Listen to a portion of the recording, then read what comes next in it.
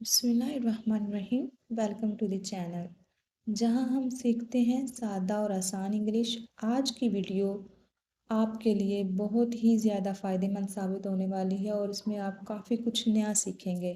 Video का आगाज़ करते हैं। गो जाना गलत है, ड्रिंक पीना गलत है।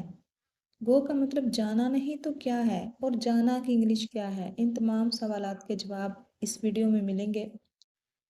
जब भी हम अल्फाज के मानी याद करते हैं तो हम अक्सर देखते हैं सिट का मतलब बैठना, कम का मतलब आना, गो का मतलब जाना, प्ले का मतलब खेलना। लेकिन ये गलत क्यों है?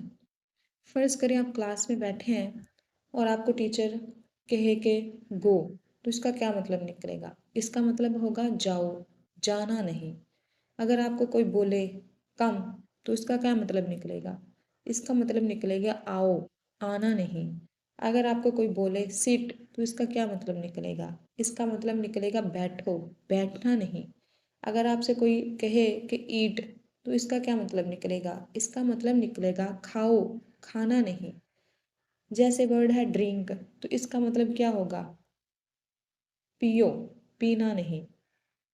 अगर गो का मतलब जाओ नहीं हो तो जाना का क्या मतलब है? चलिए वो भी देखते हैं। अगर उर्दू के किसी जुमले में किसी फेल के आखिर में ना, नी या ने अल्फाज आते हैं तो अंग्रेज़ी में इस फेल से पहले टू लगाया जाता है। फेल जाना में ना लगाया गया है तो इंग्लिश में टू लगाया जाएगा जाना के साथ। इस तरह ये हो जाएगा टू गो, गो नहीं। तो जाना की इंग्लिश होगी टू गो, तो जाना की इंग्लिश होगी टू गो। इसी तरह आना के आखिर में भी ना आया तो इसकी भी अंग्रेजी होगी टू कम, कम नहीं। अगर आपको कहना हो मुझे जाना है तो इस जुमले को ध्यान से देखिए। इसमें ना आया है जाना, तो ना की इंग्लिश होगी टू। इस तरह जुमले की इंग्लिश होगी आई हैव टू गो, मुझे जाना है।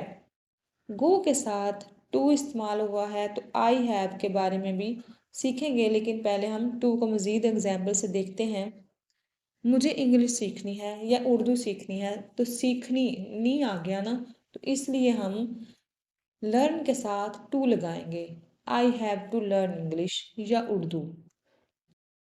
इसी तरह अगर सेंटेंसेस में दो दफ़ा ना ने आ जाए, जैसे खेलने जाना, पीने जाना, तो ऐसे जुमलों में हम टू का इस्तेमाल भी दो दफ़ा ही करेंगे। जैसे मुझे खेलने जाना है, I have to go to play, to go to play. और दूसरे सेंटेंस में टू गो टू ड्रिंक। अच्छा, कुछ अब कॉमन मिस्टेक्स जो हैं डिस्कस कर लेते हैं। जैसे एक सेंटेंस है गिव मी वाटर, इसमें क्या गलती है? जब भी हम किसी से पानी मांगते हैं, मुझे पानी दो, तो ये तरीका मांगने का बहुत रूड तस्वर किया जाता है। ग्रामर की रूह से बेहतर होगा आप इस सेंटेंस में कुछ ऐड कर दें तो ज़्यादा बेहतर रहेगा। जैसे गिव मी वाटर की जगह आप बोल दें गिव मी सम वाटर, या फिर give me a glass of water. So give me water is not correct sentence. ये तो थी छोटी सी मिस्टेक। नेक्स्ट सेंटेंस में देखते हैं ईट सम फूड। ये वाला सेंटेंस देखते हैं। ईट सम फूड, खाना, कुछ खाना, मतलब कुछ खाना खा लो। लेकिन मिस्टेक ये है इसकी कि जब भी हम खाना ऑफर करते हैं तो ईट का इस्तेमाल नहीं करते, बल्कि ईट की जगह हम हैव का इस्तेमाल करते हैं। तो सही सेंटेंस होगा हैव सम फूड, थोड़ा खाना खा लीजिए। डायरेक्टली हम ये नहीं कहेंगे ईट फूड या ईट सम फूड, तो ये गलत होगा सेंटेंस। इसी तरह हैव जो है लिक्विड चीज़ों के लिए भी इस्तेमाल कर सकते हैं। जैसे हैव सम फूड की जगह हम कह सकते हैं have some water, have a cup of tea. Next है ब्रदर सिस्टर। आप जब भी किसी से पूछते हैं कि आप कितने बहन भाई हैं तो आप कहते होंगे how many your brother and sister. तो आप सोच रहे होंगे कि इसमें क्या गलती है। ये तरीका रॉन्ग है पूछने का। Brother and sister, brother and sister के लिए एक और लफ्ज़ इस्तेमाल किया जाता है जो सगे बहन भाइयों के लिए इस्तेमाल किया जाता है, वो है सिबलिंग्स। तो सही सेंटेंस होगा हाउ मैनी योर सिबलिंग्स, ना कि how many your brother sister. ये भी सही है लेकिन ज़्यादा बेहतर सिबलिंग्स है। हाउ मैनी योर सिबलिंग्स, आप कितने बहन भाई हो या आपके कितने बहन भाई हैं।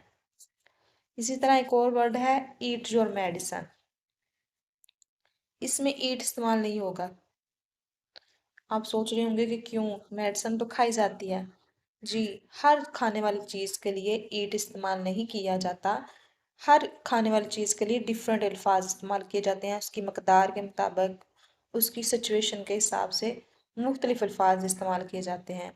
जैसे मेडिसन के लिए हम ईट की जगह टेक लगाएंगे, टेक योर मेडिसन। ये मज़ीद कुछ और वर्ड्स हैं जो अक्सर हम इस्तेमाल करते हुए गलत इस्तेमाल कर जाते हैं, जैसे दियर, THERE दियर, THEIR दियर और THEYRE दे आर। ये तीनों अल्फाज एक जैसे लगते हैं लेकिन इनके मानी मुख्तलिफ हैं। जैसे दियर, THERE दियर, वहाँ, इसका मतलब है दियर वहाँ। और दूसरा है THEIR दियर, इसका मतलब है उनका, इसका मतलब है उनका। और THEYRE दे आर, इसका मतलब होता है वो हैं, दे आर वो हैं, दे वो आर हैं। इनकी एग्जाम्पल देखते हैं। चाबियां वहाँ हैं, वहाँ की इंग्लिश होगी there. The keys are our their, the keys are our their. ये उनकी गाड़ी है, अब उनकी के लिए वो वाला देयर नहीं आएगा यहाँ, और दूसरा देयर आएगा। इट्स देयर, EI वाला जो देयर है, इट्स देयर कार।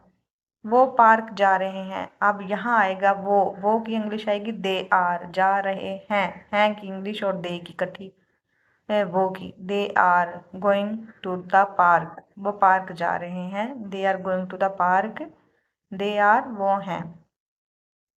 इस तरह देन और देन, स्पेलिंग डिफरेंट है लेकिन पढ़ने में एक जैसे ही हैं। देन और than, THEN then, THAN than का मतलब THAN का मतलब होता है मुकाबले में, और THEN का मतलब होता है फिर। जैसे शी इज़ टॉलर मी, वो मुझसे लंबी है, यानी कि दो चीज़ों के मुकाबले में आ गया THAN देन। और इसी तरह हम पहले मार्केट गए फिर पार्क गए, we went to the market then to the park. यहाँ पे ई वाला देन आएगा बाद में या फिर, जिसका मतलब है फिर। THEN देन फिर, THAN देन मुकाबले में, ठीक है। दो लोगों के मुकाबले में इस्तेमाल करेंगे ए वाला देन, और ई वाला देन बाद में या फिर के मानों में इस्तेमाल होगा। आई होप आपको ये वीडियो अच्छी लगी होगी। मज़ीद इस तरह की वीडियोस देखने के लिए मेरे चैनल को सब्सक्राइब कर लें। Thanks for watching.